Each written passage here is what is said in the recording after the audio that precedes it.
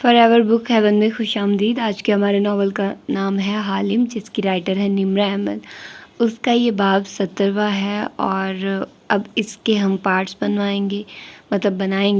पहले तो आप लोगों को जितने भी एपिसोड्स मिली हैं वो पार्ट्स नहीं थी, वो बाब की तरह आप लोगों को मिली है, लेकिन अब इसको मेरे लिए रिकॉर्ड करना बहुत मुश्किल है क्योंकि मैं इसको तीसरी चौथी बार पढ़ूँगी और मैं तो इस तरह हूँ कि मैं ज़्यादा से ज़्यादा एक नावल को दूसरी बार पढ़ती हूँ और अब मैं इतनी दफ़ा इसको पढ़ चुकी हूँ तो थोड़ा सा रिकॉर्ड करना मुश्किल है, लेकिन मैंने आप लोगों के लिए फिर भी रिकॉर्डिंग की। और अब मैं टीचिंग कर रही थी तो इसलिए मैं बहुत कम टाइम दे रही हूँ रिकॉर्डिंग को, क्योंकि मेरी यूनिवर्सिटी स्टार्ट होनी है और इसके बाद फिर मैंने बिज़ी हो जाना है। तो मैं अब यही बस कर रही हूँ कि अपना सारा टाइम टीचिंग को दूँ और थोड़ा मुश्किल है टाइम निकालना रिकॉर्डिंग करना, लेकिन फिर भी क्योंकि मैंने प्रॉमिस किया था, हालांकि मैं प्रॉमिस कर चुकी थी लेकिन मेरा इरादा नहीं है इसको रिकॉर्ड करने का अभी, लेकिन मैंने प्रॉमिस किया था कि आप लोग 1000 सब्सक्राइबर्स कर दो। वो भी एक तरह से मैंने इसलिए बोला था कि मैं बस रिकॉर्डिंग नहीं करना चाह रही थी, लेकिन अब आप लोगों ने कर दी हैं तो ये गलत बात है कि मैं अब अपने वादे से फिर जाऊँ और आप लोगों को कहूँ कि भाई मैं तो नहीं दूँगी, तो ये भी गलत बात है। तो इसीलिए मैं आप लोगों के लिए रिकॉर्डिंग कर रही हूँ। कोशिश करूँगी कि डेली बेसिस पर एक पार्ट आप लोगों को प्रोवाइड करूँ, क्योंकि मैं अब आप लोगों को पार्ट ही दिया करूँगी। ये 70वीं एपिसोड है।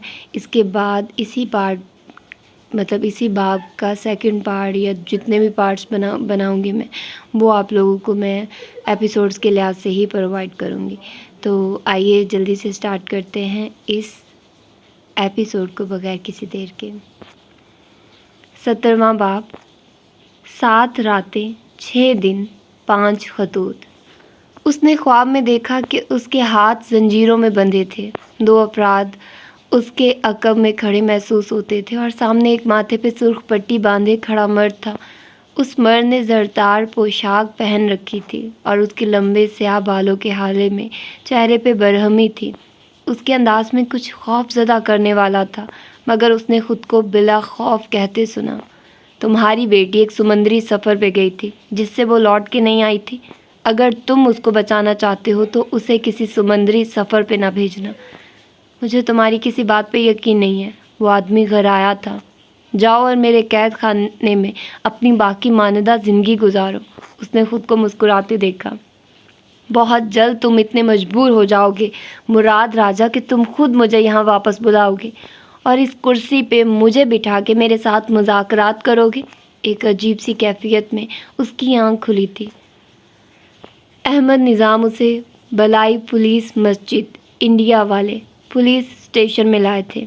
वो मस्जिद इंडिया नामी इलाके का एक छोटा स्टेशन था और उसके आसपास उस वक्त कोई सहाफ़ी वगैरह ना था जो तालिया मुराद को वहाँ देख के पहचान लेता। कुछ देर बाद उसे एक इंट्रोगेशन रूम में बिठा दिया गया और पूछताछ शुरू हो गई। वो एक खाली कमरा था। दरमियान में मेज़ रखी थी और सामने आधी दीवार आईने की बनी थी। वो जानती थी उसके पार खड़े तफ्तीशी अफसरान को वो दिखाई दे रही होगी, अलबत्ता वो उनको देख नहीं सकती थी। वो एक कुर्सी पे बैठी थी और हथकड़ियों वाले हाथ मेज़ पे रख के सामने बैठे प्रोसिक्यूटर और पुलिस अफसर को खामोशी से घूरे जा रही थी। तालिया एक वहशतनाक पिंजरे में भी बंद हो चुकी थी और एक पुरतइश महल में कैद भी हो चुकी थी। वो उनकी आम जेलों से नहीं डरती थी। सर झटक के उसने खुद को तसल्ली दी, अलबत्ता कोई शय थी जो अंदर ही अंदर उसके असाब को हिला रही थी। कल आपको अदालत में पेश किया जाएगा तालिया, प्रोसिक्यूटर अहमद निज़ाम संजीदगी से कह रहे थे। स्याह बालों वाली लड़की बस चुपती नज़रों से उन्हें देखे गई, बोली कुछ नहीं। आप अब भी चाहें तो सच बोल सकती हैं, या फिर आपको अपने वकील का इंतज़ार है। तालिया किसी से डरती नहीं है जो उसे वकील की मदद की ज़रूरत हो। अगर मैं चुप हूँ तो इसलिए कि आपको मेरे सच का यकीन नहीं आएगा। अहमद निज़ाम मुठ्ठियाँ मेज़ पे जमाए आगे को झुके और संजीदगी से कुछ कहने के लिए लब खोले। आगे उन्होंने जो भी कहा तालिया ने नहीं सुना। उसे आवाज़ें आना बंद हो गई थी। वो यकतिक उनके हिलते लबों के पीछे दांतों को देख रही थी जिनसे खून निकल रहा था। देखते देखते 2 दाढ़ें टूटी और उनकी ज़बान से फिसलती मेज़ पे आन गिरी। खून आलूद लंबी जड़ वाली दाढ़ें। तालिया, उसने चौंक के इधर उधर देखा। मेज़ साफ़ थी। अहमद निज़ाम का मुंह भी साफ़ था और वो कह रहे थे, میں آپ کے سچ کا یقین کروں گا، آپ سچ بولنے کی کوشش تو کریں۔ اوہ اس کے خواب! اس نے سر جھٹکا اور پیچھے کو ٹیک لگائی۔ آپ کریں گے یقین؟ چیلنجنگ انداز میں ابرو اٹھا کے پوچھا۔ انہوں نے اس بات میں سر ہلا دیا۔ ساتھ بیٹھا تفتیشی افسر خاموشی سے بیٹھا سنتا رہا۔ چیلنجنگ انداز میں ابرو اٹھا کے پوچھا۔ انہوں نے اس بات میں سر ہلا دیا۔ ساتھ بیٹھا تفتیشی افسر خاموشی سے بیٹھا سنتا رہا۔ تو پھر سنیے۔ تالیان نے ٹیک لگائی اور ہتھکڑیوں والے ہاتھ گود میں رکھ کے گویا ہوئی۔ چند ماہ قبل میں ایک رات وان فاتح کے ملاقہ والے گھر گئی تھی۔ مجھے معلوم ہوا تھا کہ وہاں ایک خزانہ دفن ہے۔ آپ کو کیسے معلوم ہوا تھا؟ مجھے ٹوکیے مت، مجھے سچ بولنے دیجیے، شہزادی نے ماتھے پہ بل ڈال کے کہا۔ میں اسی خزانے کے لیے اس گھر کو کرائے پہ لینا چاہتی تھی، مگر ایسا ہو نہیں سکا۔ پھر اس رات مجھے اس گھر کے صحن میں ایک ٹریپ ڈور ملا۔ وان فاتح اور ایڈم میرے ساتھ تھے۔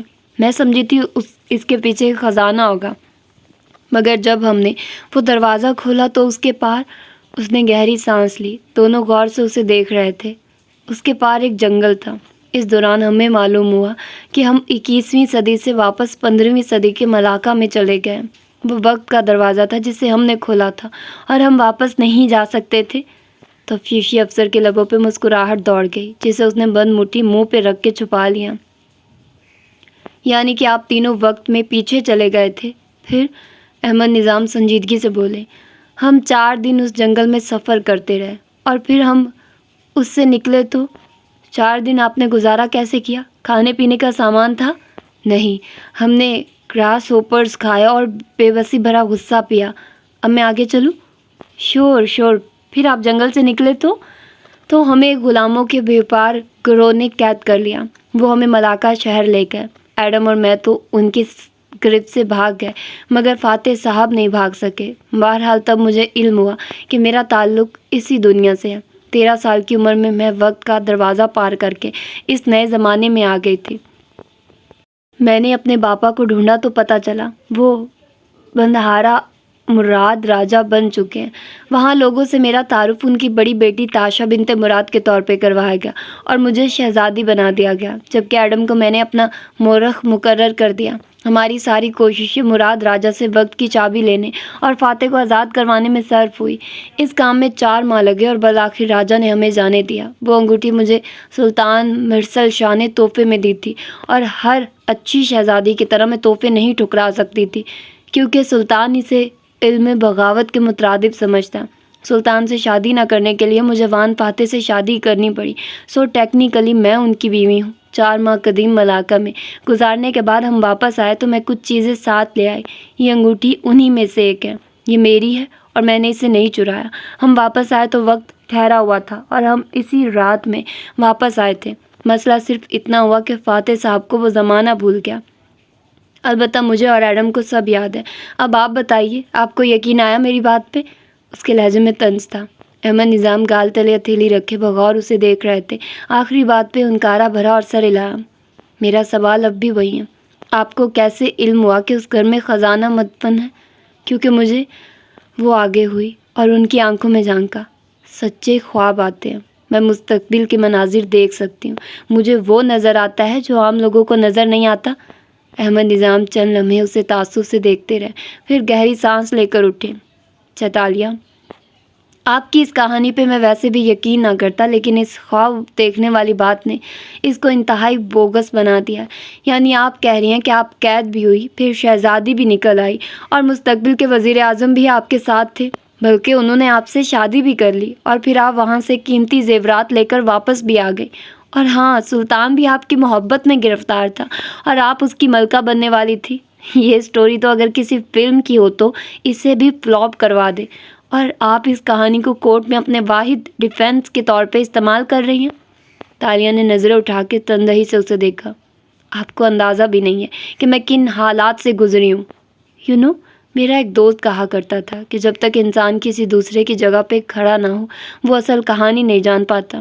ایک ہی روایت میں اگر راوی اور مروی کی جگہ بدل دی جائیں تو سارا قصہ ہی بدل جاتا ہے۔ مگر آپ کی بات سمجھنے کے لیے چیتالیہ، مجھے جگہ نہیں، دنیا ہی بدلنی ہوگی۔ ساری باتیں چھوڑ دیں۔ کیا آپ صرف یہ ثابت کر سکتی ہیں کہ آپ کو سچے خواب آتے ہیں؟ جی، کر سکتی ہوں۔ اوکے، کس طرح؟ وہ ہتھیلیاں میز پہ رکھ کے اس کے سامنے جھکے۔ تالیہ نے بغور اس کا چہرہ دیکھا۔ میں نے آپ کے بارے میں دیکھا ہے کہ آپ کی 2 داڑھیں گر گئی ہیں، وہ بھی خون آلود ہو کے۔ دانت کسی انسان کے رشتہ داروں اور دوستوں کی طرف اشارہ کرتے ہیں۔ داڑھوں کی جڑیں بہت لمبی ہوتی ہیں، یعنی بوڑھے لوگ۔ آپ کے عزیز و اقارب میں 2 لوگ مرنے والے ہیں، وہ بھی خونی موت۔ ایک دانت بڑا تھا اور ایک چھوٹا، ایک بوڑھا مرد اور ایک بوڑھی عورت۔ کچھ عرصے میں مر جائیں گے۔ احمد نظام نے گہری سانس لی اور سر جھٹکا۔ ظاہر ہے کہ آپ جانتی ہیں میرے دونوں والدین کینسر پیشنٹ ہیں اور ان کی زندگی بہت کم رہ گئی ہے۔ اگر انہیں کچھ ہوا بھی تو میں اسے آپ کے خواب کی تعبیر نہیں سمجھوں گا چیتالیہ۔ See you in court tomorrow. Ahmed Nizam نے اپنا فون اٹھایا اور وہاں سے نکل آیا۔ باہر رات پھیل چکی تھی مگر پولیس اسٹیشن میں معمول کا رش لگا تھا۔ وہ اپنی دھن میں آگے بڑھتے ہوئے راہداری کے کونے تک پہنچے تھے جب ایک سیاہ سوٹ والے آدمی کو سامنے سے آتے دیکھا۔ وہ آدمی ان کے ساتھ سے گزر کے آگے بڑھ گیا تو انہوں نے یوں ہی گردن موڑ کے دیکھا۔ وہ انٹروگیشن روم کی طرف جا رہا تھا۔ احمد نظام نے قریب سے گزرتے ایک سپاہی کو روک کے استفسار کیا، یہ آدمی کون ہے اور اندر کیوں جا رہا ہے؟ میں پتہ کرتا ہوں۔ سپاہی بھی انٹروگیشن روم کی طرف لپکا۔ احمد نظام رک کے انتظار کرنے لگے۔ چند لمحے بعد وہ سپاہی واپس آیا اور ان کو بتایا، یہ وہ اس لڑکی کا وکیل ہے، تالیہ۔ تالیہ مراد کا وکیل؟ وکیل یعنی اب ایک طویل قانونی جنگ کا آغاز ہونے والا تھا۔ احمد نظام نے گہری سانس لی اور آگے بڑھ گئے۔ وہ پارکنگ لاٹ تک آئے تھے جب ان کے قدم زنجیر ہوئے۔ ایک خیال ان کے ذہن سے ٹکرایا اور اس نے انہیں پتھر کا بت بنا دیا۔ اس ایک عجیب لمحے میں ان پہ انکشاف ہوا تھا کہ تالیہ مراد سچ کہہ رہی تھی۔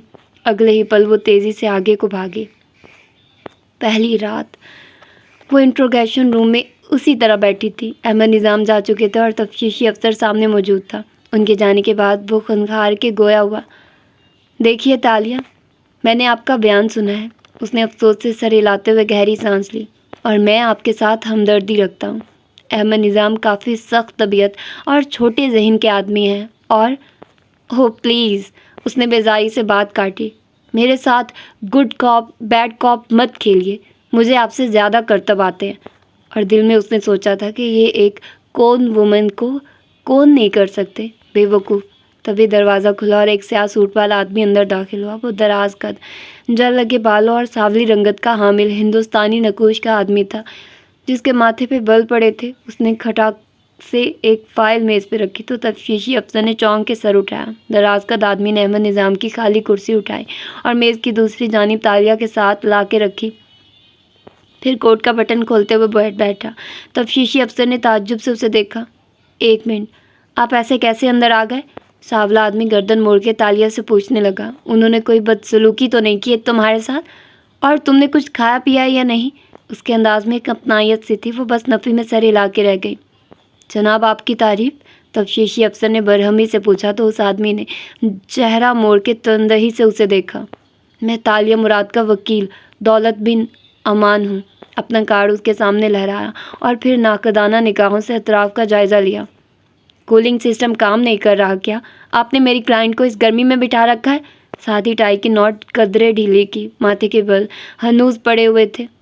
آپ غالباً سپریم کورٹ کے سینئر وکیل ہیں۔ ہمارے چھوٹے موٹے تھانوں میں آپ کا آنا جانا کم ہوتا ہے، ورنہ آپ کو ہمارے حالات معلوم ہوتے۔ تفتیشی افسر تن سے بولا۔ تھوڑی دیر پہلے کی نرم خوئی اب انکا ہو چکی تھی۔ واٹ ایور، دولت امان نے اسی اکھڑے انداز میں ہاتھ جلایا، میں تالیہ کو لے جانے آیا ہوں۔ میرا پیرالیگل ضمانت کے کاغذات آپ کے پولیس کمشنر کے آفس میں لے گیا، آپ جا کے دیکھ لیں۔ ضمانت؟ تالیہ چونکی، مگر کورٹ تو صبح کھلے گا اور… لیکن دولت امان نے ہاتھ اٹھا کے تالیہ کو خاموش کرایا۔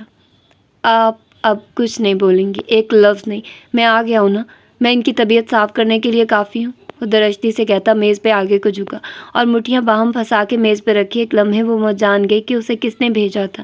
آنسوؤں کا گولا سا تھا جو اس کے حلق میں اٹکنے لگا۔ آپ کو کیا لگتا ہے جب آپ کا دل چاہے گا آپ کوئی بھی الزام لگا کے انہیں یہاں لے آئیں گے؟ یہ وان فاتح کی چیف آف سٹاف ہے۔ مجھے ہفتہ بھر پہلے سے فاتح نے ان کی ضمانت قبل اس گرفتاری کروانے کی تلقین کر رکھی تھی۔ میں آج صبح وہ کروا بھی چکا تھا۔ اپنے کمشنر کے پاس جائیے اور میری کلائنٹ کی ہتھکڑیاں کھلوائیے تاکہ میں انہیں ان کے گھر لے جاؤں۔ دولت امان کی بھاری آواز اور روب اتنا زیادہ تھا کہ وہ افسر قدرے گڑبڑا کے اٹھا۔ میں آتا ہوں۔ وہ دونوں کمرے میں اکیلے رہ گئے تو تالیہ نے لب کھولے۔ آپ کو؟ فاتح نے الفاظ حلق میں ہی اٹک گئے، گلا رند گیا۔ آپ کو کیا لگتا تھا وہ اپنے دوستوں کو اکیلا چھوڑ دیتے ہیں؟ اب کہ وہ نرمی سے گویا ہوا تو بہت سے آنسو اس کے اندر ہی اندر گرنے لگے۔ فاتح اور میں کلاس فیلوز تھے، وہ مجھ پہ بہت بھروسہ کرتا ہے۔ جب سے اس پروسیکیوٹر نے فاتح کے گھر چکر لگانے شروع کیے تھے اس نے مجھے یہ کام کرنے کو کہہ رکھا تھا، لیکن مگر میری غلطی ہے کہ میں یہ کاغذات پہلے نہیں تیار کروا سکا، مگر میرے دستخط کے بغیر، وہ کہنے لگی تو جواباً وہ مسکرایا۔ چیتالیہ، ہم وکلا زیادہ بڑے کون مین ہوتے ہیں، اور ابرو سے کیمروں کی طرف اشارہ کیا۔ وہ بدقت مسکرا دی۔ اب آپ کچھ نہیں بولیں گی، جو کہنا ہے میں کہوں گا۔ آپ کی خاموشی آپ کا سب سے بڑا ہتھیار ہے، ٹھیک؟ تالیہ نے اس بات میں سر ہلا دیا۔ مگر وہ انگوٹھی میں نے نہیں چرائی تھی، وہ میری تھی۔ کون سی انگوٹھی؟ چیتالیہ، وہ جو بغیر کسی گواہ کے پروسیکیوٹر آپ سے لے کر گیا تھا۔ آپ کی وہ انگوٹھی تو امیٹیشن تھی، وہ کوئی اصلی تھوڑی تھی۔ جس انگوٹھی کو فرینزک نے صوفیہ رحمان کی انگوٹھی قرار دیا، اس کا کیا ثبوت ہے کہ وہ آپ کی تھی؟ کیا پروسیکیوٹر یہ بات ثابت کر سکتا ہے کہ اس نے آپ کی نقلی انگوٹھی کو کسی اصل انگوٹھی سے نہیں بدلا؟ میری انگوٹھی نقلی تھی؟ کورٹ یہ مان لے گی؟ وہ تعجب سے اسے دیکھ رہی تھی۔ اگر آپ کی انگوٹھی اصلی ہوتی تو اس کی مالیت لاکھوں میں ہوتی، آپ اسے اس پروسیکیوٹر کو اتنے آرام سے کیوں دیتی؟ یہی بات ہم کورٹ میں بتائیں گے، ایک دن میں یہ کیس خارج ہو جائے گا، بس اتنی سی بات تھی۔ وہ نرمی سے تسلی دے رہا تھا۔ اور فاتح نے دی تھی نا آپ کو وہ انگوٹھی؟ تو جس جیولر سے فاتح نے لی تھی اس کا بیان بھی شامل کروں گا میں، اور اس کو بھی اٹھا کے عدالت میں لے آؤں گا۔ آپ نے پہلے فاتح کا نام اس لیے نہیں لیا کہ یہ اسکینڈل نہ بن جائے۔ اب آپ سچ سچ بتا دیں گی، بات ختم۔ وہ واقعی اچھا وکیل تھا، لفظوں کے ہیر پھیر سے اس نے سارا کیس ہی پڑھ دیا تھا۔ اور اگر عدالت میں قرآن پہ ہاتھ رکھوا کے پوچھ لیا گیا کہ یہ انگوٹھی اس کی تھی یا نہیں تو وہ جھوٹ کیسے بولے گی؟ اس نے سر جھٹکا۔ یہ جھوٹ تھا، مگر ایک ناکردہ جرم کی سزا سے بچنے کے لیے اسے وہ کڑوا گھونٹ پینا پڑے گا، کیونکہ قانون ہی اس کا دشمن بنا ہوا تھا۔ فاتح صاحب نہیں آئے؟ جانے کیوں اس نے پوچھ لیا۔ نہیں تالیہ، وہ کیسے آ سکتا تھا؟ میڈیا پیچھے آ جاتا اور… دولت نے بات روک دی۔ اور آپ کی بدنامی ہوتی، وہ یہی کہنا چاہتا تھا شاید۔ وہ چپ ہو گئی۔ تھوڑی دیر بعد پولیس کمشنر اور تفتیشی افسر اسی کمرے میں ان کے ساتھ کھڑے تھے۔ تالیہ کی ہتھکڑیاں اتاری جا رہی تھیں اور وہ معذرت کے ساتھ اس کو بتا رہے تھے کہ اب وہ جا سکتی ہیں۔ پبلک میں کیے جانے والے جرائم کی معافی پبلک میں مانگنی چاہیے کمشنر صاحب۔ اگر کل کسی ایک اخبار نے بھی تالیہ مراد کی گرفتاری کی خبر لگائی تو آپ کا آفس تحریری معافی مانگے گا، سمجھے آپ؟ دولت امان نے جاتے وقت ابرو اٹھا کے تحکم سے کہا تھا۔ وہ سپریم کورٹ کے ان وکلا کی طرح کا رویہ اپنائے ہوئے تھا جو چھوٹے تھانوں میں آنا اپنی توہین سمجھتے تھے، اور اسی وجہ سے پولیس والے اسے ناپسندیدگی سے گھور ضرور رہے تھے مگر مرعوب بھی تھے۔ اپنا اسکارف سر پہ لے کر چہرہ چھپا لیں، ہم تھانے کی عقبی سمت سے باہر جائیں گے کیونکہ ان پولیس والوں کا کوئی بھروسہ نہیں، انہوں نے فرنٹ پہ رپورٹرز بلا رکھے ہیں۔ راہداری میں چلتے ہوئے دولت نے آہستہ سے سرگوشی کی اور تالیہ نے ایسا ہی کیا۔ وہ بالکل خاموش تھی، گویا سن ہو۔ اسی خاموشی سے وہ دولت کی کار کی فرنٹ سیٹ پہ بیٹھ گئی تو دولت نے کار سڑک پہ ڈال دی، ساتھ ہی کال ملا کے فون کان سے لگا لیا۔ فاتح، میں تالیہ کو تھانے سے نکلوا لایا ہوں، نہیں کسی نے نہیں دیکھا، نہیں اخبار تک خبر نہیں پہنچے گی۔ ہاں یہ اس سے بات کرو مگر مختصراً کرنا پلیز، کالز ریکارڈ ہو رہی ہوں گی۔ اور موبائل اس کی طرف بڑھایا۔ تالیہ نے فون کان سے لگایا تو وہ فکر مندی سے پوچھ رہا تھا، تالیہ تم ٹھیک ہو؟ اس کا گلا رننے لگا مگر بظاہر پرسکون آواز میں بولی، جی توانکو۔ دولت صاحب، ایک نظر کار ڈرائیو کرتے دولت کو دیکھا۔ وقت پہ آ گئے تھے۔ دولت میرا بہت اچھا دوست ہے، مجھے خوشی ہے کہ اس نے تمہاری مدد کی۔ اب تم کہاں جا رہی ہو؟ ابھی ہم میرے گھر جا رہے ہیں، میں وہاں پہنچ کے آپ کو واٹس ایپ پہ کال کرتی ہوں۔ وہ رکی اور پھر مسکرائی۔ تھینک یو فاتح، اور اس کا جواب سن کے فون رکھ دیا۔ ہم فاتح کی طرف جا رہے ہیں، ہمیں وہاں بیٹھ کے آئندہ کی اسٹریٹجی بنانی ہوگی۔ دولت ابھی اتنا پرسکون نہیں لگ رہا تھا جتنا تھانے میں تھا۔ وہ چونکی۔ یعنی ان کے گھر؟ فوراً سے اسرا کا خیال آیا۔ نہیں، بھی ان کے آفس۔ گھر میں تو اس کی وہ چڑچڑی بیوی ہوگی۔ اس نے سر جھٹکا اور موڑ کاٹا۔ تالیہ مسکرا دی۔ ایک دم دولت امان زیادہ اچھا لگنے لگا تھا۔ مگر ضمانت تو ہو گئی، اب آگے کیا کرنا ہے؟ یہ اتنا آسان نہیں ہے تالیہ، وہ صبح تک ضمانت منسوخ کروا لیں گے، تمہیں دوبارہ جیل جانا پڑے گا۔ اس کا دل ڈوب سا گیا۔ تو یہ بھیانک خواب ابھی ختم نہیں ہوا تھا۔ وہ چہرہ موڑ کے شیشے کے پار اندھیرے میں بھاگتے درختوں کو دیکھنے لگی۔ چند پل خاموشی سے کٹ گئے۔ میں نے وہ انگوٹھی نہیں چرائی، مجھے وہ اس طرح کیسے… اب کی بار آواز بھی رند گئی۔ گرفتاری نے اسے اندر تک ہلا دیا تھا۔ دولت نے کار سائڈ پہ روکی اور اس کی طرف رخ کر کے سمجھانے لگا، دیکھو تالیہ۔ تالیہ نے چہرہ موڑ کے نم آنکھوں سے اسے دیکھا۔ کسی اجنبی کے سامنے آنکھیں نم کرنا اس کی عادت نہیں تھی، مگر اس گرفتاری نے اسے اندر تک ہلا دیا تھا۔ تم وان فاتح تک رسائی کا واحد ذریعہ ہو۔ حکومت نے مہینوں کی محنت کے بعد تمہارے خلاف ایک اسٹوپڈ کیس تیار کیا ہے۔ وہ تمہیں ایسے نہیں چھوڑیں گے، مگر میرے پاس ایک حل ہے۔ میں ابھی فاتح سے یہیں ڈسکس کر رہا تھا۔ کیا تم کچھ عرصے کے لیے سنگاپور یا تھائی لینڈ چلی جاؤ؟ میں بھاگ جاؤں؟ ابھی تمہارا نام کسی ایگزٹ کنٹرول لسٹ میں نہیں ہے۔ تم قانونی طور پہ ملک سے باہر جا سکتی ہو۔ میں علاج، بیماری وغیرہ کے پیپرز تیار کر دوں گا۔ تم آرام سے 6 ماہ باہر گزارو۔ تب تک الیکشن قریب آ جائیں گے اور یہ سیاسی کیس دب جائے گا۔ اگلے سال فاتح وزیر اعظم بن جائے گا اور اس کے دور حکومت میں تم واپس آ جانا۔ مگر میں بیمار نہیں ہوں دولت صاحب، اس نے چٹک کے بات کاٹی۔ میں جھوٹ بول کے باہر کیوں جاؤں؟ میں کیوں بھاگوں؟ جو جرم میں نے نہیں کیا اس سے میں کیوں ڈروں؟ اور اگر وہ ان جرائم کو سامنے لے آئے جو تم نے کیے ہیں؟ کار میں ایک دم سناٹا چھا گیا۔ وہ دونوں چند لمحے ایک دوسرے کو دیکھتے رہے۔ تمہیں کلائنٹ بنانے سے پہلے میں نے تمہارے بارے میں تھوڑی بہت چھان پھٹک کی تھی تالیہ۔ تمہارے پاس ملیشیا کی مختلف شناختیں ہیں، جس کا مطلب ہے کہ تم واقعی کون وومن ہو۔ اور آپ نے فاتح کو بتایا؟ وہ بس نم آنکھوں سے اسے دیکھ رہی تھی۔ کیسے بتا سکتا ہوں؟ میرا لائسنس کینسل ہو سکتا ہے۔ وکیل اور کلائنٹ کی کانفیڈینشلٹی پر میرے جیسے وکیل کبھی سمجھوتا نہیں کرتا۔ میرے کلائنٹس تم سے بڑے بڑے مجرم رہ چکے ہیں، اور نہ مجھے تمہارے جرائم سے فرق پڑتا، نہ فاتح کے جاننے یا نہ جاننے سے کسی وکیل کو نہیں پڑتا۔ میری جاب تمہیں اس کرائسس سے نکالنا ہے۔ وہ خاموش ونڈ اسکرین کے پار اندھیر سڑک کو دیکھنے لگی۔ اسٹریٹ پولس کی روشنی بھی کالی رات سے لڑنے میں ناکام دکھائی دیتی تھی۔ ان کی کار ایک طرف کھڑی تھی اور دائیں جانب سڑک پہ ٹریفک رواں دواں تھی۔ میں باہر چلی گئی تو وہ مجھے اشتہاری قرار دے دیں گے، میرا نام بدنام ہوگا، وہ سوچتے ہوئے کہہ رہی تھی۔ فاتح کو میری وجہ سے سوالات کا سامنا کرنا پڑے گا۔ سب کہیں گے تالیہ چور تھی، اسی لیے بھاگی۔ یہ مجھے ساری عوام کے سامنے دوہری نگارہ ملائیو بنا دیں گے۔ میں واپس آ بھی گئی تو میری کوئی ساکھ واپس نہیں آئے گی، کوئی میری عزت نہیں کرے گا دولت صاحب۔ اس نے چہرہ موڑ کے ایک عزم سے اسے دیکھا۔ تالیہ نہیں بھاگے گی۔ تالیہ اسی شہر میں رہ کے ان کے الزامات کا مقابلہ کرے گی۔ یعنی اب ہمیں اس کیس کو قانونی محاذ پہ لڑنا ہوگا۔ پولیس کارز کے قریب آتے سائرن پہ وہ دونوں ایک دم چونکے۔ دولت گردن موڑ کے کھڑکی سے باہر دیکھنے لگا۔ دور سڑک پہ 3-4 کارز آتی دکھائی دے رہی تھی، جن کی سرخ نیلی بتیاں جل بجھ رہی تھی۔ دولت نے زور سے اسٹیئرنگ پہ ہاتھ مارا۔ ڈیم اٹ، اب ملک سے بھاگنے کا ٹائم نہیں رہا۔ انہوں نے آدھی رات کو کسی جج کو اٹھا کے وارنٹ بنوا لیے ہوں گے۔ ڈیم اٹ، وہ واضح طور پہ پریشان نظر آتا تھا۔ وہ اس پریشانی کی وجہ سمجھ رہی تھی۔ تالیہ کا کیس مشکل ہوتا جا رہا تھا، اس کا دل ڈوبنے لگا، مگر اس نے گردن کڑائے رکھی۔ میں ان سے نہیں ڈرتی۔ 4 کاریں ان کے آس پاس آ کے رکی، دروازے کھلے اور ان سے بہت سے سپاہی باہر نکلے۔ سب سے آگے جو شخص چلا آ رہا تھا، اس نے سیاہ گھنگریالے بالوں کی پونی بنا رکھی تھی، تیکھے نکوش کا مالک۔ وہ آدمی جینس پہ جیکٹ پہنے ہوئے تھا اور انداز سے اعلیٰ افسر لگتا تھا۔ یہ حتان ہے، شہر کے سب سے بدنام تھانے بلائی باقیت جلیل پولیس اسٹیشن کا کمشنر۔ یہ اس جلاد کو کہتے ہیں۔ مگر تم اس سے مت گھبرانا، بس خاموش رہنا۔ وہ قریب آ رہے تھے، وقت کم تھا اور دولت جلدی جلدی سمجھا رہا تھا۔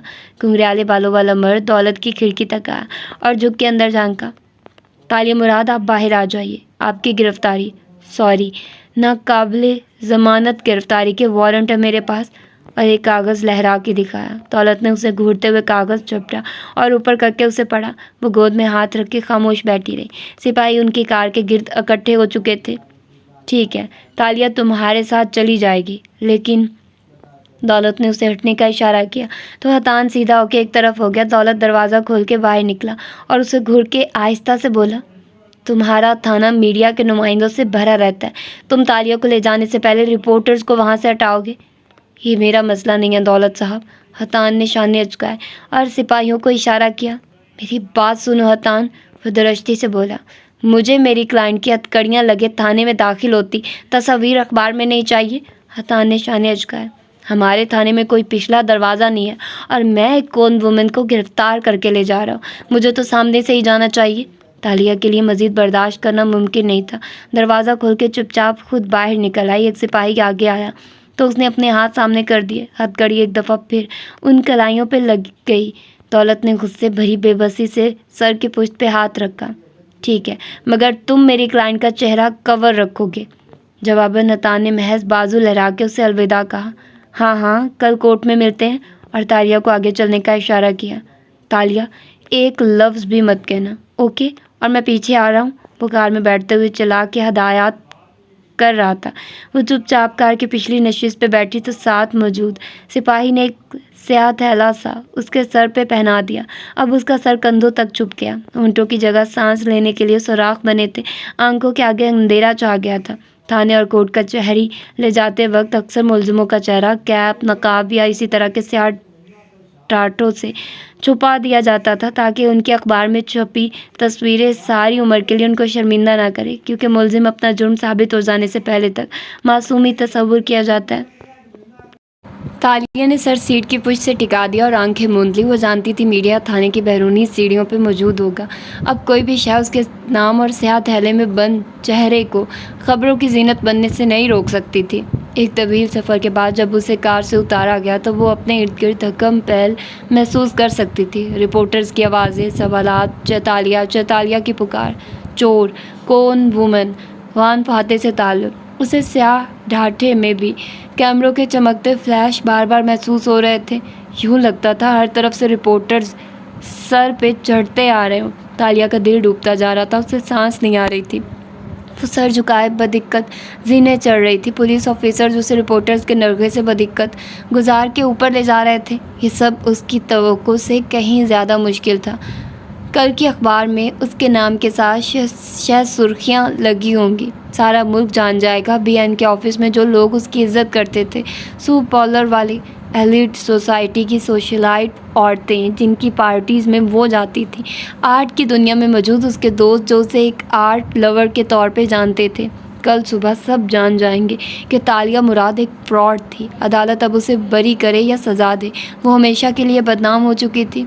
अंदर कमिश्नर हतान के ऑफिस में ला के उसके सर का ढाठा चपट के उतारा गया। खुरदरा कपड़ा उतारने से गर्दन की जिल छिल सी गई और फिर ज़रूरी कार्रवाई के बाद उसको लॉकअप में ले जाके बंद कर दिया गया। लॉकअप एक छोटी सी कोठरी थी। उसकी छत काफ़ी ऊंची थी। अंदर 2 दीवारों के साथ बेंच रखे थे जिन पे सोया जा सकता था और सलाखों वाले दरवाजे के आगे राहदारी थी।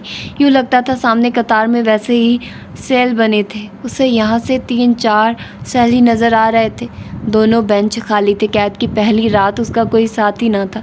वो एक बेंच पे बैठ गई तो एक सिपाही सलाखों वाले दरवाजे को लॉक करने लगा। साथ खड़ा हतान उसे घूरे जा रहा था। क्या सोच रही हैं आप मोहतरमा कि इस ताले को कैसे तोड़ना है? उसने एक सर निगाह हतान पे डाली। नहीं, मुझे क्या मालूम ताले कैसे तोड़े जाते हैं। शाने अचकाए और भागती तो मैं तब जब मैं चोर होती। जब कोई जुर्म किया ही नहीं तो भागूंगी क्यों? हतान तमस्खुराना अंदाज में मुस्कुराया। थाने में पहली रात सब यही कहते हैं, मगर ऐसा कभी नहीं हुआ कि कोई क्रिमिनल मेरे साथ चंद दिन गुजारने के बाद पिछले सारे जुराइम का एतराफ़ न कर ले। और तुम भी याद रखना कमिश्नर कि हर चीज़ को पहली दफ़ा होना होता है। और सीने पे बाजू लपेट के दूसरी तरफ देखने लगी।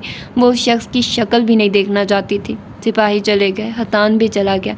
किसी ने 1-2 बत्तियां बुझा दी और बाकी जलती रहने दी ताकि कैदियों को रात में भी अंधेरे की सकूनत मुयस्सर ना हो। स्याह स्कर्ट और सफ़ेद ब्लाउज़ वाली लड़की काफ़ी देर बेंच पे बैठी रही, फिर झुक के हील से पैरों को आज़ाद किया, नंगे पैर ठंडे फर्श पे रखे और कैद की पहली रात को महसूस करना चाहा, मगर तमाम हसियात मर सी गई थी। वो अंदर तक सुन्न हो चुकी थी। किसी भी सेहतमंद इंसान के अंदर 5 हसियात मौजूद होती हैं: सुनना, देखना, छू के महसूस करना, चखना और सूंघना। बाज़ इंसानों में छठी हिस्स भी होती है और वो बहुत सी बातें देखे, सुने, सूंघे, छुए या चखे बगैर भी महसूस कर सकते हैं। मगर कैद खाने की वो पहली रात एक सुन रात थी। वो बिल्कुल सुन थी, मफलूज, यूँ जैसे ये सब किसी और के साथ हो रहा था, यूँ जैसे फ़िक्र करने की ज़रूरत ना हो। फाते उसे बचा लेगा, वकील उसे बचा लेगा, मगर वकील आया क्यों नहीं? काफ़ी देर गुजरी तो वो उठी और कदम कदम चल के सलाखों के करीब आई। ठंडी सलाखों पे अपने मरमरी हाथ रखे तो वो बग़ैर सुर्ख अंगूठी के बरहना से लगे। तालिया ने चेहरा आगे करके सामने वाले सेल में झांका। उसमें एक औरत काउच पे लेटी सो रही थी। उस सेल के दाएं बाएं नज़र आते दोनों सेल्स में भी कैदी थे। कोई सो रहा था, कोई आंखें फाड़े उसे देख रहा था। सब खामोश थे, सबकी हसियात मर चुकी थी। मुझे अपने वकील से बात करनी है। सलाखों को पकड़े शहजादी ताशा बुलंद आवाज़ में घर आई। जवाब नदारुद। उसकी आवाज़ गूंज के पलट पलट आई। कोई है? कमिश्नर, बात सुनो मेरी। उसकी आवाज़ मज़ीद बुलंद हो गई। राहदारी के कोने से एक सिपाही सामने आता दिखाई दिया। ये वही था जो अभी उसको मख्फल करके गया था। वो दरवाजे के पास आ रुका और सर से पैर तक उसे देखा। खातून, आप सो जाइए और बाकी सबको भी सोने दें। मुझे मालूम है अंचे दौलत आए होंगे, मुझे उनसे बात करनी है। जी वो आए थे, मगर कमिश्नर हतान ने उनको वापस भेज दिया। वो मेरे वकील हैं, आप मुझे उनसे मिलने से नहीं रोक सकते। फ़िलहाल तो हमने रोक दिया है, सुबह अदालत की पेशी तक आप वैसे भी कुछ नहीं कर सकती। सिपाही ने कंधे अचकाए और पलट गया। आहान से तालिया का चेहरा सुर्ख हो गया। उसने ज़ोर से सलाखों को झटका दिया। वो बहुत मजबूत थी, मगर तालिया की हिम्मत से ज़्यादा नहीं। वो वापस बेंच पे बैठ गई। लंबी स्कर्ट किसी शहजादी के घेरदार लिबास की तरह फैलाए, वो कमर सीधे रखे कितनी देर बैठी रही। उसने सोचने की कोशिश की कि आगे उसे क्या करना है, मगर पांचों हसियात के साथ सोचने समझने की सलाहियत भी मर सी गई थी। वो चुपचाप बैठी रही, सर दीवार से टिका दिया। इर्द गिर्द खामोशी थी, ना कोई सरगोशी, ना कोई चीखो पुकार। सब खामोश थे। बत्तियां हनूस जली थी। जाने किस पल उसने आंखें बंद की और एकदम अगले ही लम्हे चौंक के खोली तो रात बीत चुकी थी। वक्त के खेल भी अनोखे थे। पहला दिन। वो हड़बड़ा के सीधी हुई और इधर उधर देखा। सामने राहदारी में रात की तरह खामोशी नहीं थी। 2-3 एहलकार वहाँ खड़े थे। बराबर वाले सेल में एक कैदी गुस्से से बोले जा रहा था। आवाज़ें, शोर, दरवाज़ों के खुलने बंद होने की आवाज़ें। थोड़ी देर बाद सिपाही उसे चंद राहदारियों से घुमा के कमिश्नर के ऑफिस में ले आए थे। हतान टेक लगा के अपनी कुर्सी पर बैठा था। घुंघरियाले बालों की कस के पोनी बना रखी थी। आंखों का तीखापन और तमस्कुराना मुस्कुराहट हनूस बरकरार थी। उसे वो शख्स हर गुजरते लम्हे मज़ीद बुरा लग रहा था। आपके वकील को आने से रोक दिया मैंने। वो सामने बैठ गई तो वो बताने लगा। वो बस तीखी नज़रों से उसे देखे गई। मैं तुम्हारा चेहरा भी याद रखूंगी कमिश्नर। वो उसी तरह मुस्कुराता रहा। फिर एक अखबार उसके सामने धकेला। तालिया ने महज नज़रें झुका के फ्रंट पेज पे नज़र डाली। वान फाते की चीफ ऑफ स्टाफ तालिया मुराद चोरी के इल्ज़ाम में गिरफ्तार। नीचे उसकी एक तस्वीर थी। रिपोर्टर्स के हजूम में से गुजर के हतान और दूसरे एहलकार उसे सीढ़ियों के ऊपर ले जा रहे थे। उसके चेहरे पे स्याह कपड़ा था और हाथों की हथकड़ियाँ दिखाई देती थी। उसने सुलगती नज़रें उठा के हतान को देखा, बोली कुछ नहीं। आपके वकील ने आज फिर दरख्वास्त की है कि आपको किसी पिछले दरवाजे से अदालत ले जाया जाए, मगर मैं सिर्फ स्याह कपड़े वाली कर्सिटी दिखा सकता हूँ।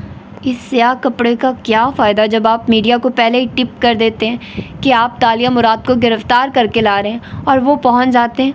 उसकी भिंची हुई मुट्ठियाँ गोद में थी और वो चबा चबा के कह रही थी, ये बातें आपको जुराइम करने से पहले सोचनी चाहिए थी। मैं अब सारे मीडिया को तो वहाँ से नहीं हटा सकता ना। मैंने कहा ना, मैं तुम्हारा चेहरा याद रखूँगी कमिश्नर। वो पुरतपिश नज़रें उस पर जमाए बोली थी। अदालत तक का सफ़र पिछली रात से ज़्यादा तौहीन अमेज़ था। आज धूप के बाइस फ्लैश चमकते महसूस नहीं होते थे। अदालत की इमारत के बाहर उतरते रिपोर्टर्स की तेज़ आवाज़ें और पुलिस एहलकारों का उसे हजूम से गुजारना, हतान का फातिहाना अंदाज में रिपोर्टर्स को नो कमेंट्स कहना।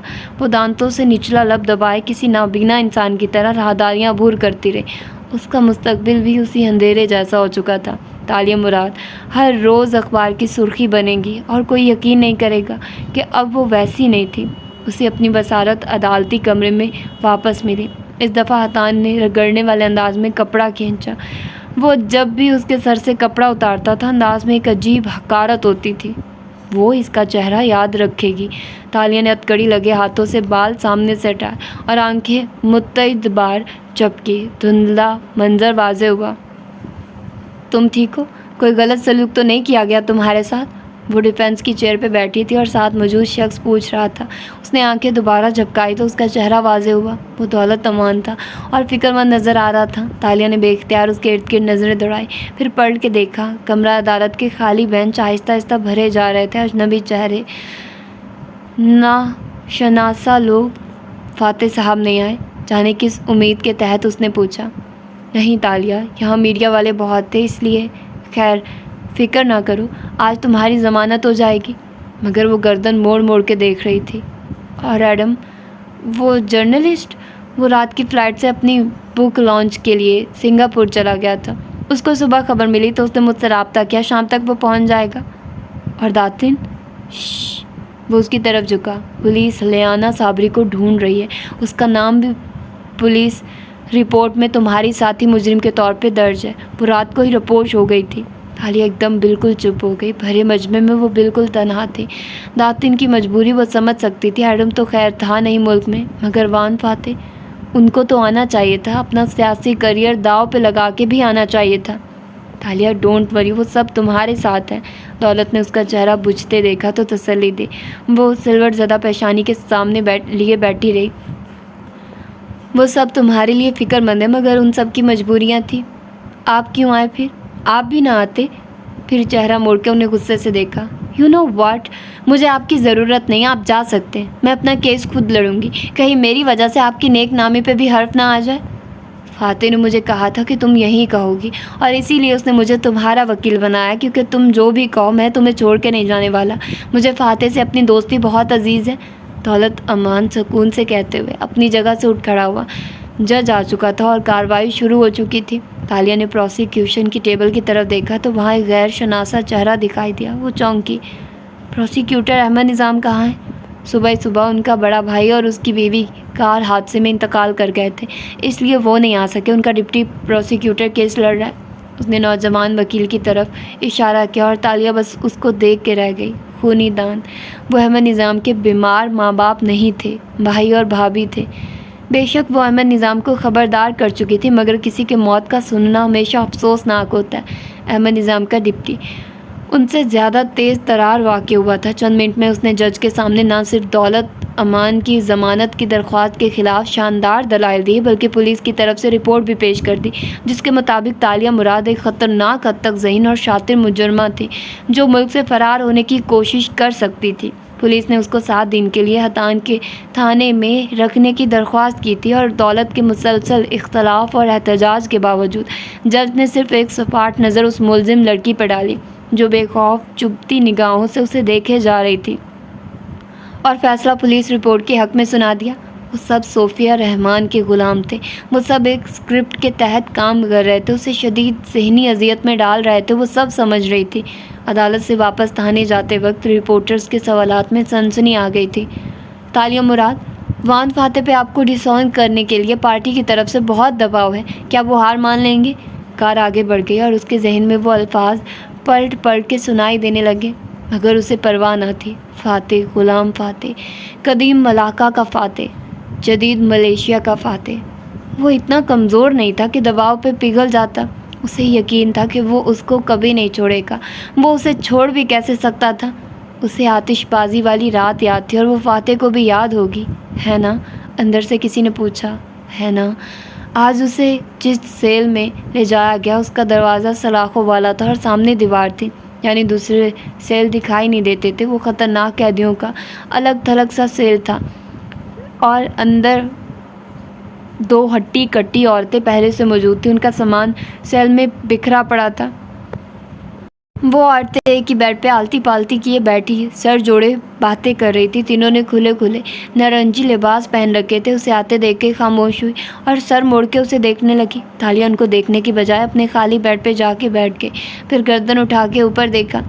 اونچی چھت والی نیم اندھیر سی وہ کوٹری انتہائی خوفناک معلوم ہوتی تھی. سپاہی چلے گئے اور دروازہ مقفل ہو گیا تو اس نے نظریں موڑ کے ان عورتوں کو دیکھا جو اسے ہی دیکھ رہی تھی. ان کی نظریں چبھتی ہوئی اندر تک اتر جانے والی تھی. کیا نام ہے تمہارا؟ ایک نے سوال کیا. شہزادی نے چہرہ موڑا اور اپنے بستر پہ ہاتھ پھیر کے گر صاف کرنے لگی. جواب نہیں دیا. یہ وان فاتح کی سیکرٹری ہے، میں نے اسے ٹی وی پہ دیکھ رکھا ہے. ایک عورت تنفر سے بڑبڑائی. اس کے لہجے کی تپش چونکا دینے والی تھی، مگر وہ بے حس بنی بستر جھاڑتی رہی. اس کی ساری حسیات مر چکی تھی. نہ وہ کچھ دیکھ رہی تھی، نہ وہ سن رہی تھی. نہ زبان پہ ذائقہ محسوس ہوتا تھا، نہ کوئی خوشبو سونگھ سکتی تھی، نہ کسی شے کو چھونے پہ کوئی احساس ہوتا تھا. 5 حسیات سن تھی. وہ چت لیٹ گئی اور اونچی چھت کو دیکھنے لگی. اسے کچھ نہیں کھانا تھا، نہ کسی سے بات کرنی تھی. اسے خاموشی سے اس وقت کے کٹنے کا انتظار کرنا تھا. فاتح اسے بچا لے گا، وکیل اسے بچا لے گا. دوسری رات لیٹے لیٹے کافی دیر بعد اسے نیند آئی تھی۔ نیند کی اس کیفیت میں اس کی پانچوں حسیات مزید غافل ہو گئی تھی۔ دماغ اندھیرے میں ڈوب چکا تھا۔ داتن کی آواز کہیں دور سے آتی محسوس ہوتی تھی۔ اگر تم نے احتیاط نہ کی تالیہ تو ایک دن ہم کسی تھانے کے لاک اپ میں پڑے ہوں گے۔ جانتی ہو لاک اپ کتنا خوفناک ہوتا ہے؟ مگر وہ سننے کی حس سے مفلوج تھی، سو وہ الفاظ اثر نہیں کرتے تھے۔ اور تب اچانک سے اس کی پہلی حس جاگی، لمس کو اپنی جلد پہ محسوس کرنے کی حس۔ کسی نے تالیہ کے چہرے پہ تکیہ رکھ دیا تھا۔ اس کی آنکھ تکلیف کے احساس سے کھلی، مگر بصارت کے سامنے اندھیرا تھا۔ ایک قیدی عورت تکیہ اس کے منہ پہ رکھ کے دبا رہی تھی اور دوسری ایک چھڑی کو زور زور سے اس کے جسم پہ مار رہی تھی۔ صوفیہ رحمان نے ہمارے علاقے میں ہسپتال بنوایا تھا۔ صوفیہ رحمان کی وجہ سے میرے بیٹے کی جان بچی تھی، اور اس لڑکی اور اس کے باس نے ٹی وی پہ صوفیہ صاحبہ کی تذلیل کا کوئی موقع ہاتھ سے جانے نہیں دیا۔ تمہیں مر جانا چاہیے تاکہ وزیر اعظم تم سے محفوظ رہیں۔ وہ عورت گھراتے ہوئے تکیہ اس کے چہرے پہ رکھے دبا رہی تھی۔ تالیہ نے کرنٹ کھا کے ہاتھوں سے اس کے بازوؤں کو دور ہٹانا چاہا، مگر اس عورت کی گرفت مضبوط تھی۔ تم جیسی سیاسی عورتیں زندہ رہنے کے قابل نہیں ہو، تم ہماری لیڈر کی دشمن ہو، چھڑی مارنے والی عورت زور زور سے کہہ رہی تھی۔ تالیہ بستر پر تڑپتے ہوئے پیر ادھر ادھر مار رہی تھی، اس کا سانس بند ہو رہا تھا۔ اب تم صوفیہ رحمان کو کوئی تکلیف نہیں پہنچا سکو گی۔ ایک دم تالیہ نے اپنے ناخن تکیے والی کے ہاتھوں میں گاڑے۔ اس کی گرفت ڈھیلی پڑی تو وہ اسے دھکا دے کر اٹھی۔ دوسری عورت نے اسے گردن سے پکڑ کے واپس گرانا چاہا، مگر اس نے زخمی شیرنی کی طرح اس کی کلائی پکڑ کے مروڑی۔ خبردار، جو کسی نے مجھے ہاتھ لگایا، اس کو کلائی سے جھٹکا دے کر پرے کرا۔ مگر پہلی عورت تب تک اٹھ چکی تھی، مطالعہ کے پیچھے تھی۔ اس سے پہلے کہ تالیہ مڑتی، اس نے اسٹیل کا گلاس زور سے اس کے سر پہ مارا۔ لمحے بھر کو تالیہ کا سر گھوم گیا۔ درد اندھیرا سماہت میں ہوتا، سائیں سائیں۔ اگلے ہی پل ایک عورت نے اسے گردن کے پیچھے سے دبوچا اور زور سے زمین پہ دھکا دیا۔ چوٹ شدید تھی، اس کا سر پھٹ گیا۔ وہ خون کے قطرے گردن پہ پھسلتے محسوس کر سکتی تھی۔ دماغ اتنی بری طرح سے گھوما تھا کہ چند لمحے وہ اٹھ نہیں سکی۔ تم نے میری لیڈر پہ الزام لگایا، فاتح کی بیٹی کے قتل کا۔ تمہیں مر جانا چاہیے۔ وہ عورت غصے میں دیوانہ وار اس پہ چھڑی برسا رہی تھی، اور تالیہ چہرے کے آگے بازو کیے خود کو بچانے کی کوشش کر رہی تھی۔ چھڑی اس کے بازوؤں پہ خون کی لکیر چھوڑ رہی تھی۔ وہ عورت ساتھ ساتھ گالیاں بھی دیے جا رہی تھی۔ میں تمہیں جان سے مار دوں گی، تم مجھے کیا؟ اس نے ایک دم چہرے کے سامنے سے بازو ہٹایا اور ساتھ گرا اسٹیل کا گلاس اٹھا کے زور سے اس عورت کے منہ پہ مارا۔ وہ عورت اس حملے کے لیے تیار نہیں تھی، وہ تیورا کے پیچھے کو گری۔ دوسری عورت اس کی طرف بڑھی، مگر تب تک تالیہ اپنے قدموں پہ کھڑی ہو چکی تھی۔ پہلی عورت ابھی تک زمین پہ گری پڑی تھی، اس کے ماتھے سے خون بہہ رہا تھا۔ تالیہ ننگے پاؤں آگے بڑھی، گری ہوئی چھڑی اٹھائی اور زمین پہ سر پکڑے عورت کی طرف بڑھی۔ تم نے مجھے ہاتھ کیسے لگایا؟ شہزادی تاشا غصے سے چلاتے ہوئے اس عورت کی گردن دبوچ کے بولی اور اسے زور سے جھٹکا دیا، پھر وہیں چھڑی اس کے اوپر پوری قوت سے ماری۔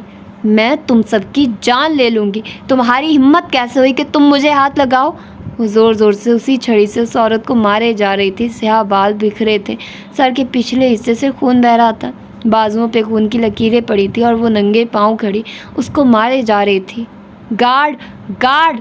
دوسری عورت حواس باختہ ہو کے سلاخ دار دروازے کی طرف بھاگی اور سلاخوں کو پکڑے زور زور سے چلانے لگی۔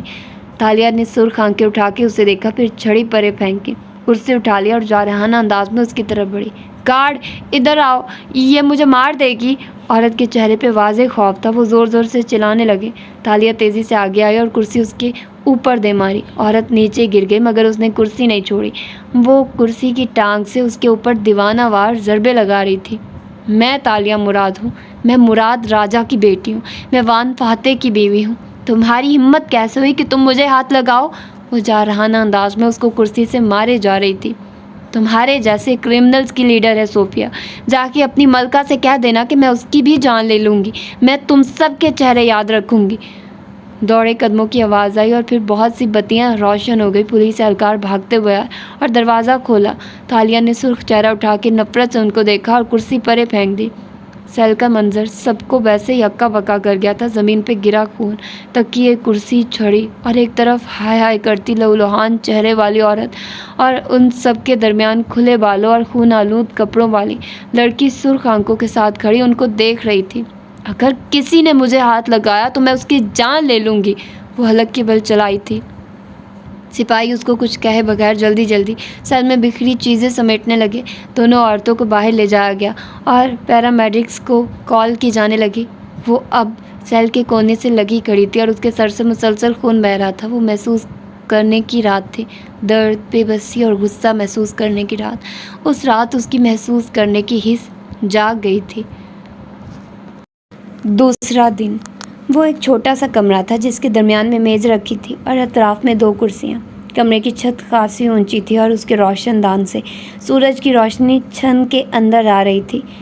دولت صاحب نے فکر مندی سے سامنے کرسی پہ بیٹھی تالیہ کو دیکھا، جس نے قیدیوں والی جامنی ٹراؤزر شرٹ پہن رکھی تھی۔ اس کے سر پہ پٹی بندھی تھی، ہونٹوں اور کن پٹی پہ زخم نظر آ رہے تھے۔ ایک آنکھ کے قریب نیل پڑا تھا، مڑے ہوئے آستینوں سے بازوؤں پہ پڑے نیل اور سرخ نشان بھی واضح تھے۔ اس کا چہرہ مردنی لیے ہوئے تھا، ویران اور بے رونق۔ وہ گود میں ہاتھ رکھ کے بیٹھی تھی اور بس ان کو دیکھے جا رہی تھی۔ اس تھانے کے لوگ انسان نہیں، جانور ہیں، دولت اس کو دیکھ کے غم و غصے سے کہہ رہا تھا۔ فاتح صاحب نہیں آئے؟ کافی دیر بعد اس نے سوال کیا۔ یہ سب حتان نے خود کروایا ہے، مجھے یقین ہے، ورنہ وہ عورتیں تمہیں مارتی رہیں اور گارڈز بے خبر رہیں۔ یہ ناممکن ہے۔ میں نے کورٹ میں درخواست دے دی ہے۔ تمہاری جان کے خطرے کے پیش نظر مجھے تم سے روز ملاقات کی اجازت مل گئی ہے۔ فاتح صاحب کیوں نہیں آئے؟ وہ بس اس کو دیکھے جا رہی تھی۔ اس کے کچھ پرابلمز تھے، مگر وہ مسلسل میرے ساتھ رابطے میں ہے اور تمہارا حال احوال پوچھتا رہتا ہے۔ اور ایڈم، وہ واپس KL نہیں آیا۔ وہ آ گیا تھا، مگر کل رات تیز طوفان کی وجہ سے اس کے گھر اور قریبی مکانات کو کافی نقصان پہنچا۔ اس کا گھر ایک پسماندہ علاقے میں ہے۔ تم نے ٹی وی پہ؟ دولت گڑبڑا کے جیسے اپنی بات روکی۔ بھلا وہ ٹی وی کیسے دیکھ سکتی تھی؟ البتہ فجر کے بعد سے 2 گھنٹے تک وہ زخمی حالت میں طوفان کے چنگھاڑ اور موسلا دھار بارش کی آواز سنتی رہی تھی۔ تالیہ چپ چاپ سامنے والی دیوار کو دیکھنے لگی، جو کافی اوپر جا کے چھت سے ملتی تھی۔ اس کی نظریں خالی تھی اور یہ دیکھنا معنی نہیں رکھتا تھا، کیونکہ بصارت کی حس مفلوج تھی۔ صرف درد محسوس ہوتا تھا، کمرے کی صفاق ٹھنڈ محسوس ہوتی تھی، دل کے زخم کا ادھڑے جانا محسوس ہوتا تھا۔ تالیہ، ہم جلد تمہیں یہاں سے نکال لیں گے، تم بس حوصلہ نہ ہارنا۔ وہ اب نرمی سے اسے تسلی دے رہا تھا۔ اگر فاتح کے لیے کوئی پیغام ہے تو مجھے دے دو، میں یہاں سے اسی کے پاس جا رہا ہوں۔ ابھی وہ آفس میں ہوگا، گھر میں تو اس کی بیوی کا الگ تماشا ہوتا ہے۔ اس نے آنکھیں اٹھا کے دولت امان کو دیکھا تو ان آنکھوں میں امید تھی۔ آپ ان سے کہیے گا کہ مجھے ان کی ضرورت ہے اور ان کو میری، وہ میرے ساتھ رہیں جیسا کہ ہم دونوں نے ایک دوسرے سے وعدہ کیا تھا۔ میں کہہ دوں گا، اگر تم چاہو تو اس کو کوئی نوٹ یا خط وغیرہ لکھ سکتی ہو۔ وہ جیب سے قلم نکالنے لگا تو تالیہ نے نفی میں سر ہلا دیا۔ مجھے خط لکھنے نہیں آتے، بس آپ ان سے کہہ دیجیے گا کہ وہ مجھ سے ملنے آئیں۔ دولت چلا گیا تو اس کی جگہ اسی کرسی پہ حتان آ کے بیٹھ گیا۔ اس کی جیکٹ اور پونی میں بندھے گھنگریالے بال بھیگے ہوئے تھے۔ باہر سے ہلکی ہلکی بارش برسنے کی آواز پھر سے آنے لگی تھی۔ اسی بارش نے ایڈم کو آنے نہیں دیا تھا۔ پہلی دفعہ تالیہ کو بارش سے نفرت محسوس ہوئی تھی۔ تو پھر شروع کریں، تالیہ، حتان نے طنزیہ آواز میں کہنا شروع کیا۔ آپ نے وہ انگوٹھی کیوں چرائی؟ تالیہ کے ہتھکڑیوں میں جکڑے ہاتھ میز پہ تھے اور کمر سیدھی رکھے وہ بے تاثر نظروں سے حتان کو دیکھ رہی تھی۔ کیا اس انگوٹھی کو چرانے کے لیے آپ کو وان فاتح نے کہا تھا؟ آخر وہ آپ کے باس تھے۔ کیا وہ اس طرح صوفیہ رحمان کو ہرٹ کرنا چاہتے تھے؟ وہ جانتی تھی ان سب کا یہی مقصد تھا، وہ اسے فاتح کے خلاف استعمال کرنا چاہتے تھے۔ اگر تمہیں لگتا ہے کہ میں فاتح کے خلاف ایک لفظ بھی بولوں گی تو تم مجھے نہیں جانتے حتان۔ تم میرے ذریعے فاتح کو کبھی بھی نقصان نہیں پہنچا سکتے، اور وان فاتح تمہارے خلاف بولنا شروع کر دے تو؟ وہ اسی اطمینان سے اسے دیکھتی رہی۔ ایسا کبھی نہیں ہوگا، خواب دیکھنا بند کر دو، اور جس دن ایسا ہوا نا تالیہ، اس دن تم ان سارے جرائم کی تفصیل خود بتاؤ گی جو تم نے اس کے لیے کیے ہیں۔ تالیہ نے بس ایک تیز نظر اس پہ ڈالی۔ تم میرے وہ پہلے دشمن ہو جو میرے ساتھ کیے گئے ظلم کا بدلہ پائے گا۔ مگر حتان کو ذرا برابر بھی فرق نہ پڑا۔ اس نے کمرے کی بتیاں بجھا دی اور چھت سے لٹکتا واحد بلب جلا دیا۔ روشنی کا ٹارچر عذاب تھا، بتی جلتی بجھتی اور پھر جلتی، وہ سر میں درد کرنے والی تھی، اور ایسے میں وہ اس کے گرد چکر کاٹتے ہوئے سوالات کر رہا تھا۔ قانون کے مطابق وہ اس پہ ہاتھ نہیں اٹھا سکتا تھا اور وہ خاموش رہ سکتی تھی، اس لیے اس نے اسے رات کو प्लांटेड औरतों से पिटवाया था। तालिया ने आंखें बंद कर ली। अब हर तरफ अंधेरा था। समात की हिस्स मफलूज थी, इसलिए अतान की आवाज़ नहीं सुनाई दे रही थी। उसने खुद को यहाँ से दूर कहीं तस्वुर करना चाहा, मलाका के किसी फूलों से भरे बाग में, जहाँ सिर्फ वो हो और घोड़े की बाग थामे वान पाते हो और वो घास पे चलते हुए बातें कर रहे हो। मगर ये मंजर तस्वुर में बन के ही नहीं दे रहा था। अगर तुमने एहतियात नहीं की तालिया, तो हम एक दिन किसी थाने के लॉकअप में पड़े होंगे। जानती हो लॉकअप कितना ख़तरनाक और खौफनाक होता है। तस्वुर रात का ताल्लुक भी छठी हिस्से होता है। उस हिस्स को जगाने के लिए बाकी 5 हिस्सियात का मौजूद होना भी ज़रूरी था। इसलिए उसका तस्वुर बार बार टूटता था। दातिन की मलामती आवाज़, बल्ब की चुभती रोशनी, अतान के अल्फाज, सब उसे शदीद ज़हनी दबाव में डाल रहे थे। मगर एक बात तय थी, तालिया की हिम्मत नहीं टूटेगी। तीसरी रात को उसे एक दूसरे सेल में मुंतकिल कर दिया गया था। ये पहले कैद खाने से छोटा था। दीवारें उन्हीं रंगों की ऊंची सी थी। फर्श पे 2 तरफ लोहे के बेड रखे थे। एक बिस्तर पे एक चीनी लड़की लेटी थी, दूसरा खाली था। तालिया दोनों बेड्स के करीब दीवार से टेक लगाए ज़मीन पे बैठी थी। बाजू सीने पे लपेट रखे थे और माथे की पट्टी वैसे ही बंद थी। उसकी आंखें खला में देखे जा रही थी। क्या तुम मुझे सुन रही हो? तकिए पे सर रखे लेटी लड़की ने गर्दन मोड़ के उसे पुकारा तो वो चौंकी। क्या वो सुन रही थी? क्या वो लड़की बार बार उसे पुकार रही थी? वो कमरे का अंधेरा, ज़ख्मों का दर्द, फर्श की ठंडक सब महसूस कर सकती थी, मगर सुनना उसने छोड़ रखा था। चाहे अतान की बातें हों या दौलत अमान की तसल्लियाँ या दातिन की मलामती आवाज़, वो कुछ भी समझे बगैर बस सुने जाती थी, अपनी सोचती रहती थी। मगर उस लड़की की आवाज़ ने उसकी समात की हिस्स को जगा दिया था। क्या? वो चौंक के बोली। तालिया की साथी कैदी कोहनियों के बल बिस्तर पर लेटे हुए औंधे लेटी और गौर से सामने ज़मीन पर बैठी तालिया को देखा। ये तुम्हें इतनी चोटें कैसी आई हैं? वो चुप रही। हाँ, वो अब सुन सकती थी। अगर तो तुम्हें कैदी औरतों ने मारा है तो मुझे यकीन है कि ये गार्ड्स ने खुद करवाया होगा। वो चुपचाप उसे देखी गई। वो जो 20-25 साल की खुश शक्ल चीनी लड़की थी, वो उसका बात करने का अंदाज सादा और बरजस्ता था। तालिया अल्फाज समझने लगी थी। 6 दिन पहले जब मैं यहाँ आई थी तो पहली रात मेरे साथ भी यही हुआ था।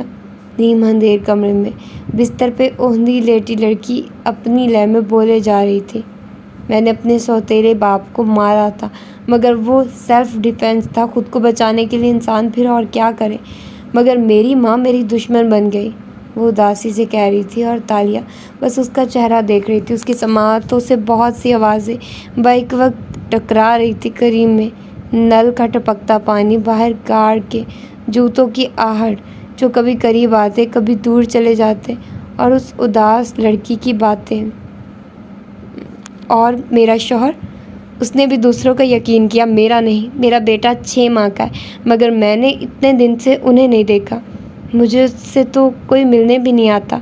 कम से कम तुमसे कोई मिलने तो आ जाता है। वो बस खामोशी से उसे देखेगी। लड़की उठ के बैठी और दोनों हाथों से बाल समेटने लगी। उसके चेहरे के नील अभी तक नज़र आ रहे थे। तुमने क्या जुर्म किया था? जवाब ना आया तो बालों को पोनी में बांध के वो गर्दन मोड़ के उसकी तरफ देखने लगी। तुमने भी सेल्फ डिफेंस में मारा था किसी को? दीवार के साथ लगी बैठी तालिया बस उसे देखे जा रही थी। तुम सुन रही हो? हाँ, मैं सुन रही हूँ। अब मैं सुनने लगी हूँ, वो अजीब से लहजे में बोली। तो फिर बताओ, तुम क्यों हो इस जेल में? तालिया उठी और छोटे छोटे कदम उठाती अपनी मेज़ तक आई। अतान से कहना कि अब तालिया अच्छे से सुनने लगी है। ये कहते हुए उसने दीवार पे लगा आईना उतारा और ज़ोर से ज़मीन पे गिरा दिया। आईना फर्श से टकराते ही टुकड़ों में बट गया। बिस्तर पर बैठी लड़की दम बखुद रह गई थी। तालिया ने तकिए का गिलाफ खींच के उतारा और उसको हाथ पे लपेट के आईने का एक लंबा सा टुकड़ा लिया जो बड़े से छुरे के बराबर था। जूते की नोक से किरचियाँ एक तरफ की और उस लड़की के बिस्तर की तरफ बढ़ी। उसकी आंखों में खून उतरा हुआ था। अतान से कहना कि उसे तुमसे बेहतर एजेंट ढूंढनी चाहिए थी, तालिया की दोस्त बना के उससे राज उगलवाने के लिए। लेकिन खैर, वो जिसको भी ले आता तालिया को फ़र्क नहीं पड़ता, क्योंकि तालिया अब सुनने लगी है। वो घबराती हुई उसके बिस्तर की तरफ बढ़ी थी। लड़की बदक के पीछे हटी और फिर जल्दी से बिस्तर से जस्ट लगा के उतरी। اگر تمہیں اپنی زندگی عزیز ہے تو اسی وقت یہاں سے نکل جاؤ اور رتان سے کہو وہ خفیہ پولیس کی جس عورت کو بھی میرے سیل میں ان جعلی نیلوں کے ساتھ پلانٹ کرنے کی کوشش کرے گا وہ اپنی جان سے جائے گی۔ وہ گھراتی ہوئی قریب آ رہی تھی، ننگا تیز دھاری شیشہ ہاتھ میں اٹھا رکھا تھا۔ لڑکی تیزی سے سلاخوں تک آئی اور زور زور سے آوازیں دینے لگی، مجھے نکالو یہاں سے، یہ لڑکی پاگل ہے، مجھے مار دے گی۔ اگلے ہی لمحے گارڈز بھاگتے آئے۔ تالیہ سیل کے وسط میں رک گئی، شیشہ اس کے ہاتھ میں چمک رہا تھا۔ سلگتی آنکھوں سے اس نے گارڈز کو دیکھا، دوبارہ اگر کوئی عورت میرے سیل میں بھیجی تو مجھ سے برا کوئی نہیں ہوگا، تالیہ سے برا کوئی ہے بھی نہیں۔ یہ کہہ کے اس نے ہمیشہ پر سے شیشہ پرے اچھال دیا، وہ زمین پہ گرتے کرچیوں میں بکھر گیا۔ ایک گارڈ نے جلدی سے اس لڑکی کو باہر نکالا اور دوسرا گارڈ بغیر کچھ کہے آگے آیا اور شیشے کی کرچیاں اٹھانے لگا۔ صاف معلوم ہوتا تھا کہ وہ تالیہ کے اس عمل کی شکایت کرنے کے اہل نہیں تھے، کیونکہ وہ لڑکی ان کی ساتھی تھی، اس لیے جلدی جلدی فرش صاف کر کے وہاں سے نکل گیا۔ دروازہ ایک دفعہ پھر مقفل ہو گیا۔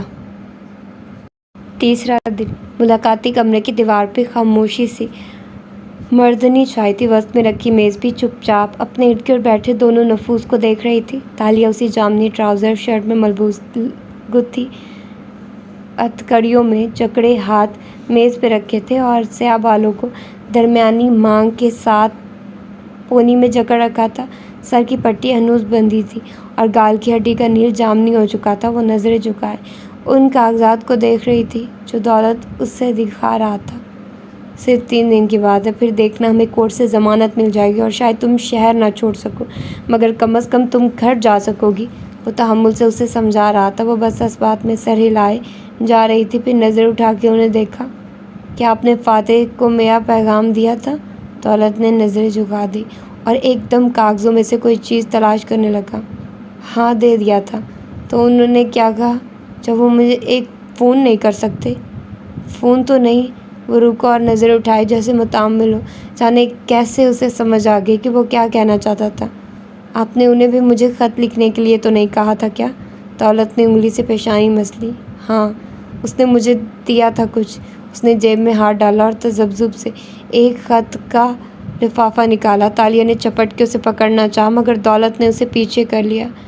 تھوڑی سی پیچیدگی ہو گئی ہے تالیہ، تم نے پروسیکیوٹر کو پتہ نہیں کیوں یہ کہہ دیا کہ تم اس کی بیوی ہو؟ یہ بات اس کے گھر تک پہنچ گئی ہے اور اس نے یہ بھی لکھا ہے کہ اس سارے سٹریس کے باعث لکھا ہے۔